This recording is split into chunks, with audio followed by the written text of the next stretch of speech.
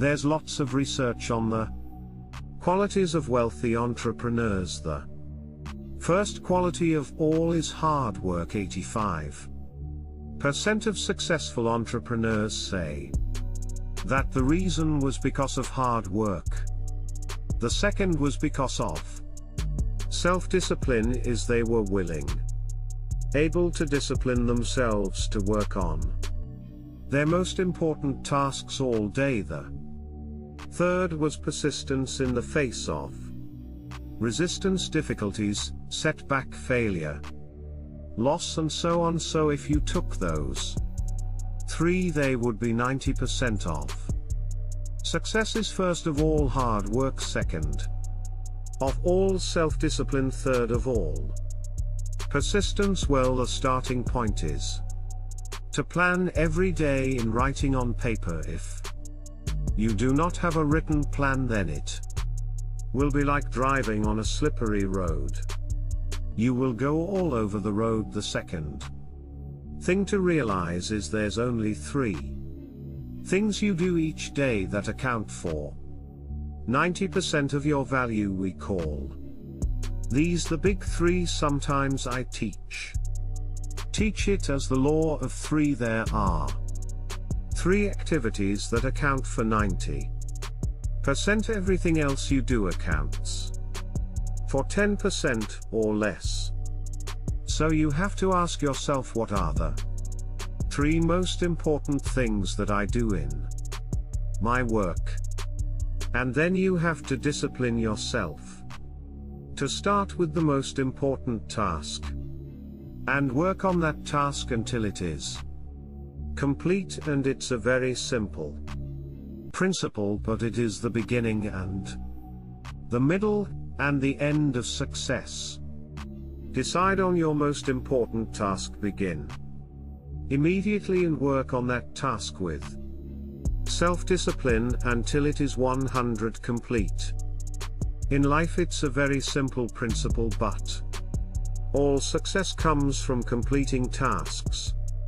It's not from working at tasks, it's from completing tasks. It is only when you complete tasks that you are successful.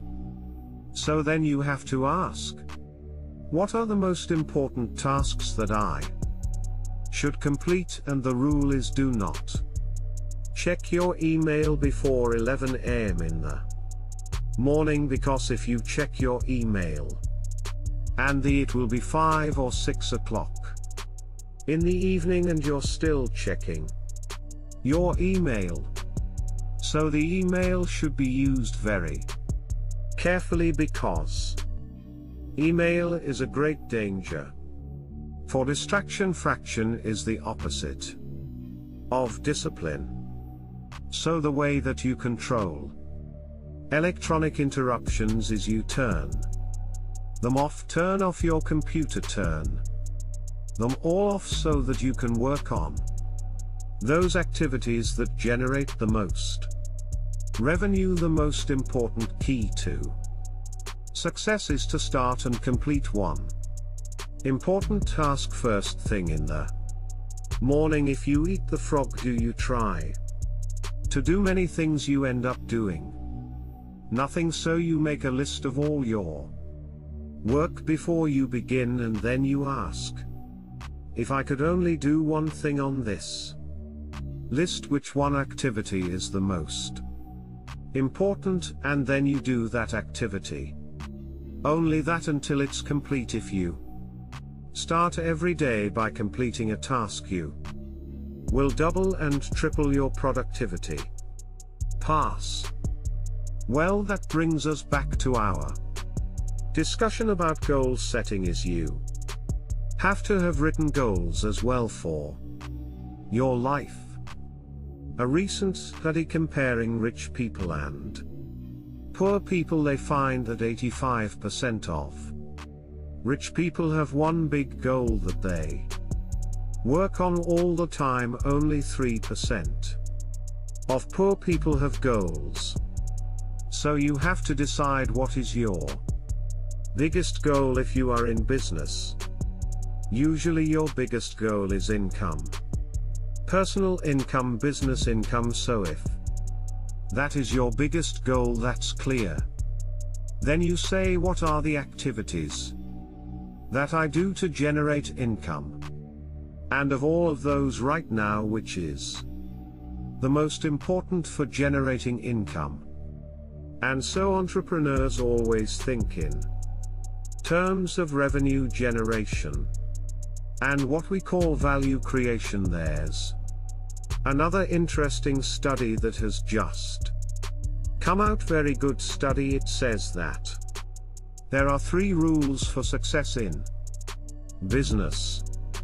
Number 1, always choose higher quality rather than lower cost. Most companies think the way to sell more is to lower the price, but the true reason for success, and there's years of research, is to improve the quality of your product.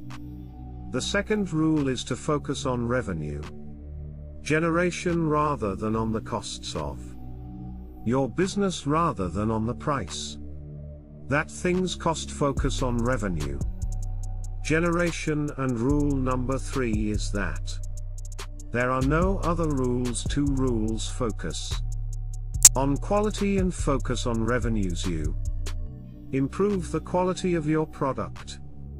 There was a study of the 500 fastest growing companies in the world that came out last year, and they found the number 1 place where they invested was improving the quality of the product. That if you had a certain amount of money to invest in your business, was not on advertising or machinery or computers, improve the quality. That success is to study and research so that I can give people the best ideas that they can use immediately to get better results.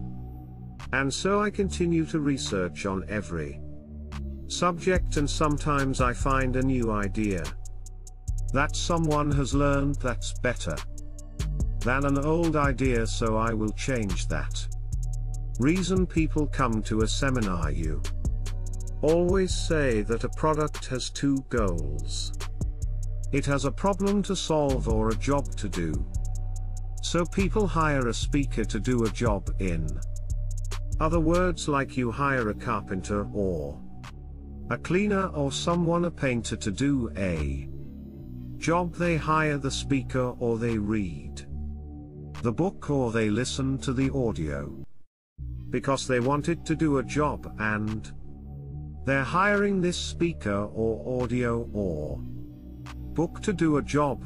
So the question you ask is, what job does this person want me to do for them now? It may be entertainment, like going to a movie, maybe socializing, like going to a restaurant. Okay, but what is it? What is the job? And you say, well, people want to increase their sales and profitability in their business. That's very simple. So say that my job is to help them increase their sales and profitability immediately as a result of my seminar. So some people will do a seminar and they will spend the entire time telling stories about themselves.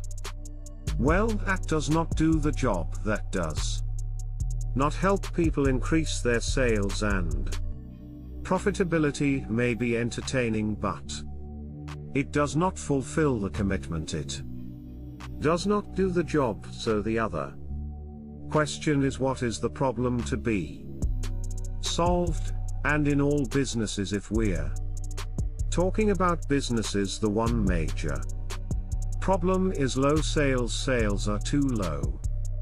So what is the solution to low sales? The solution is high sales. So therefore the problem to be solved is to help people operate their business to increase their sales or to increase their profitability. The whole purpose of a business mission, purpose, goal, strategy, in my estimation, is to help people. Yes, but what you have to ask is, if you had all the money in the world, if you were rich but you had to do something, you still had to work, you could not go on vacation, what would you choose to do? What would you like to do if you had all the money and you asked that question? You think, well, if I had all the money, then I would like to do this. I spoke to one man who became wealthy and he wanted to build schools in India for poor people. That's what he wanted to do. He's built now 42 schools, too close friends of mine who were very successful, and they wanted to build hospitals in Uganda. They saw something on television and they visited Uganda and they realized there was a big need, so now they come back here and they work and they raise money and they go back every year and they build a new hospital in Uganda. So that's something that pulls you, is you want to do it. And so ask yourself, if I had all the money, what would I want to do? There's the and then. Another thing you can ask, what if you only had 5 years left to live, or 10 years? You say, if I only had a short time left to live, what would I want to leave behind, or what I want to leave behind? What would I want people to say about me? If I say to you, the very best way to place to invest in your business is to improve the quality of your business, Paul, you have to think about that. That is a good idea. That's a very good idea. The second place that you can invest is to improve your marketing quality, and then marketing, and so in other words, you have to take time to think about what you're learning while you are learning it. You cannot learn anything unless you slow down, pause, think, just like eating a nice dinner. You'd have to chew and digest and take time. All successful companies put the customer first, and unsuccessful companies think the customers are like too much trouble, or the customer always asking for too much, and so they think that their work in their company is important, but the rule is that there is no results inside the business. All the results are outside the business with the customers. So the reason that you plan strategy and organize is so that you can focus on the most important things you can do to make your customers happy. Everything else is secondary. Some human beings get along well together and some do not, and this is just a fact of life. Just like when you meet a woman, sometimes there is a connection, sometimes no connection. It's the same with customers. Sometimes the customer likes you, sometimes the customer is neutral. You cannot change that. The future is dependent on less entrepreneur, and these are people who take risks to create new products and services and businesses, and they determine the whole future.